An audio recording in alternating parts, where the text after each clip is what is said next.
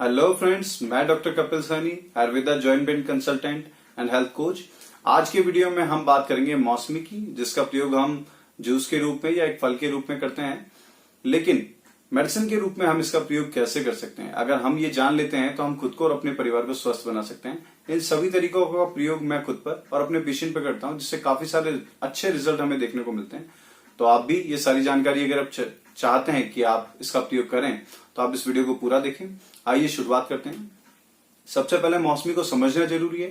तो मौसमी आयुर्वेद के अकॉर्डिंग एक खट्टा फल है, मतलब अम्ल रस प्रधान है। तो ये आपके खाने में रुचि को उत्पन्न करता है।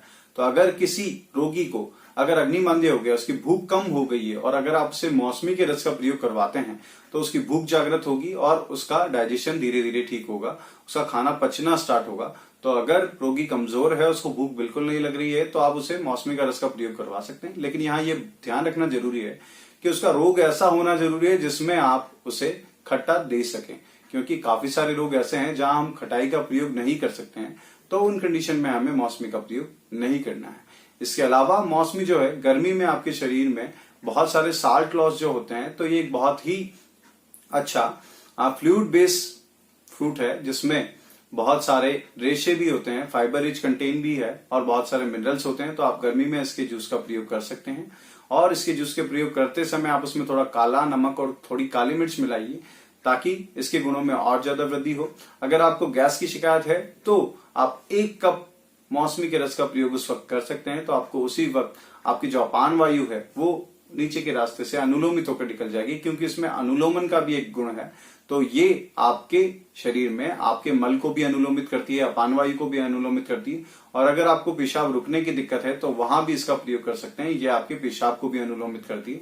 अगर आपको पेशाब रुक रुक कर आता है तो आप मौसमी के जूस का प्रयोग वहां भी कर सकते हैं। अगर आपको पथरी है तो वहां भी आप इसके जूस का प्रयोग कर सकते हैं। अगर आपको लगता है कि आपके चेहरे पर झाइयां हैं, दाग हैं, तो वहां आप सीधे मौसमी के रस का प्रयोग भी कर सकते हैं और मौसमी के जो छिलके हैं उनका पाउडर बनाकर भी आप लगा सकते हैं। तो आई होप आपको आज का ये वीडियो पसंद आया होगा। अगर आपको ये वीडियो पसंद आया तो आप लाइक करके हमें बता सकते हैं।